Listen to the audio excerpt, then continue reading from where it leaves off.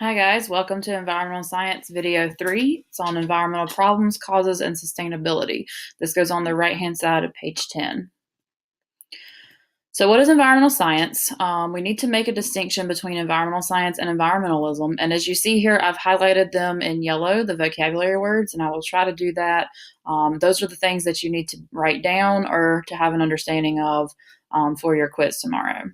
So environmental science is the scientific study and analysis of the environment. So an environmental scientist is someone who's actually performing experiments and running studies on the environment. Environmentalism, on the other hand, is a belief system. So an environmentalist feels like the environment is very important and they want to preserve it. Now, environmental scientists are often environmentalists, but environmentalists do not always have to be environmental scientists.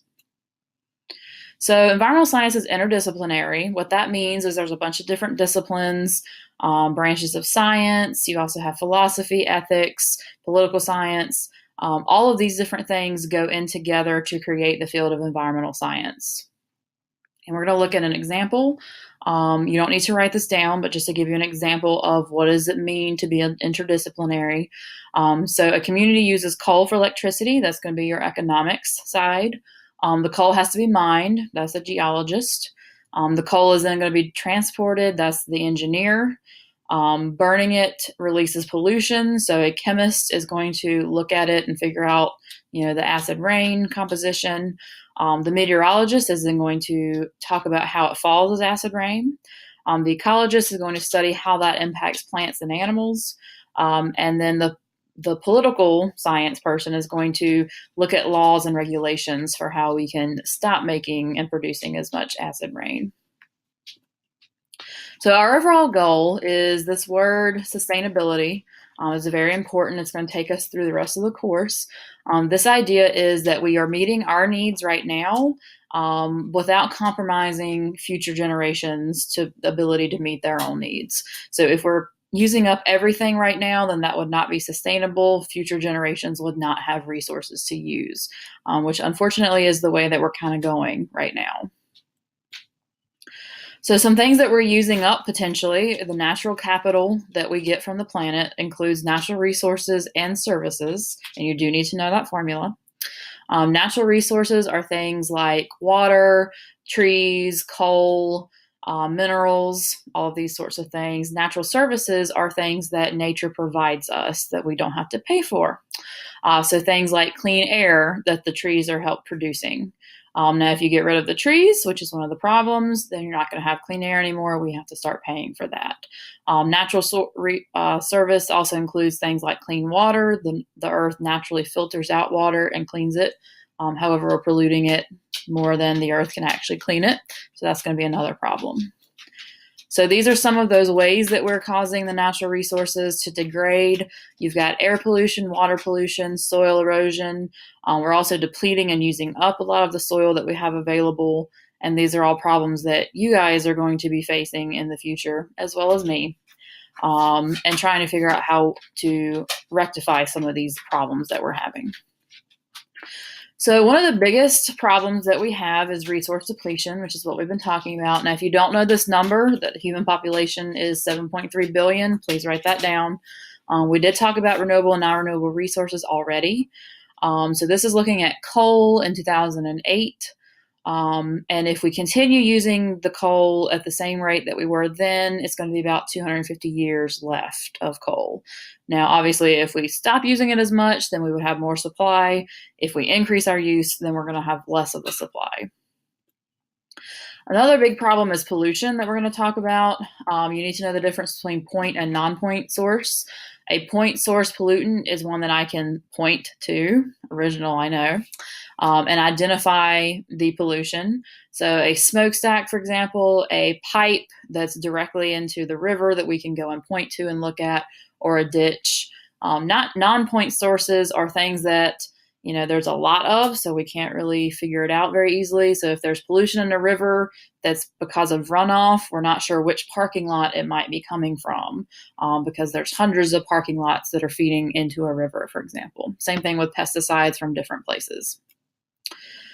So another issue that we're going to talk about is prices do not include the value of natural capital. Companies don't have to pay environmental costs, so a lot of times they don't have to pay the cost of destroying the environment, the cost of the trees they cut down. It's just not something they have to deal with. And then the goods are not included. The cost of the goods are not included in that cost either. So we are not paying a lot of times for the cost of the environment. So if you go to Walmart, for example, you might pay 99 cents for a can of tuna. If you go to Whole Foods, also known as Whole Paycheck, you might pay $4.99. The difference there is Walmart is paying its employees less money. It's also not putting back the environment after mining and things like that as much, whereas Whole Foods is paying people more. Maybe their labor is not outsourced in places like China, where a lot of people are making less than 25 cents an hour. So we would be paying more to go to Whole Foods and less to go to Walmart, even though if you go to Whole Foods, you're being better on the environment and also on human rights. So talking a little bit about developed and developing countries, we will have a whole unit that talks about population in different countries. So I have put the developed countries up here. I'm guessing you can just do the flip of that with the developing country. If you live somewhere like the United States, you have a higher income, longer lifespan, slower growth rates. We're more economically stable, higher educated. The flip side of that in a developing country, lower incomes, lower lifespans, all of that stuff. And an interesting statistic for you is that 20% of the world's population uses 75% of its resources, and we are included in that 25%. Sorry, 20%. So here is the divide when you look at the different countries. These are a few developed versus developing. So the United States, for example, almost $30,000 per family, or sorry, per person, whereas in Indonesia, only $640. So it's very, very striking difference here. Looking at Mexico and the energy use and all of these different things. You're expected to live almost 10 years longer in the United States versus Indonesia. So all of these things are really going to impact you just based on whether or not you live in a developing or developed country. And finally, we have your ecological footprint. This is the amount of land required to sustain you, essentially. How many Earths would it take if everyone lived like you? So if everybody lived like we do in the United States, we would only be able to support 1.3 billion people. And obviously, we don't have 1.3 billion, we have 7.3 billion. So that tells you that 6 billion people are living much, much lower and not as nice as we are.